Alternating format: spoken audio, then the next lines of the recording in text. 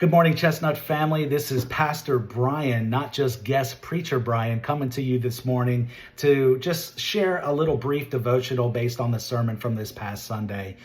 We closed it by talking about Paul praying for us to be filled with the fullness of God. And what that means is simply that we would be under his control, that we would be fully surrendered unto the Lord for him to completely rule and reign in our lives, that we would be under his Spirit's control and obedience and walking in a manner worthy of our calling as followers of Christ and as a church. And as he calls us to do these things and high and holy things for his glory and our good, he also avails himself fully of his power. We have his strengthening power. So I want to encourage you, no matter what you're facing, no matter what you're called to do, no matter what we step into as a church that feels impossible with us, it is possible with God in us and through us because he has implanted his power within us. So whenever we feel weak, whenever we feel challenged, whenever we feel like something before us is something we can't do,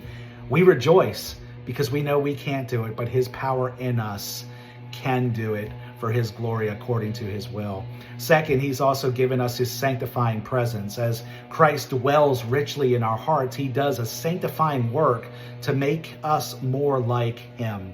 And so as he moves through every piece of our hearts, he's able to turn us into the godly people and transform us again to be more like him. And so I just want to say two things in that regard and ask you a couple of questions. And that is, where do you see Christ working?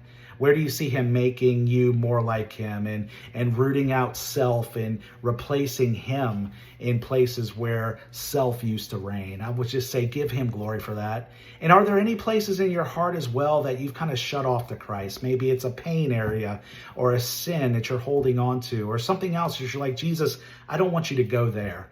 I would just say surrender that unto him. Open that up to him. Confess that to him and ask for him to work and move in that part of your heart so he can work powerfully in that area to free you from that and make you more like him for his glory. And then last, as he does that, you'll realize that you have God's unconditional, amazing love.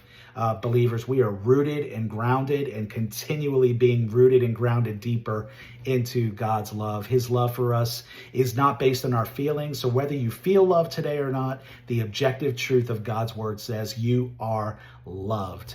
We need to trust that and realize we are loved with an incomprehensible love, and that our God, as Paul closes that verse, can do immeasurably more than we ever think or believe for his glory. Amen.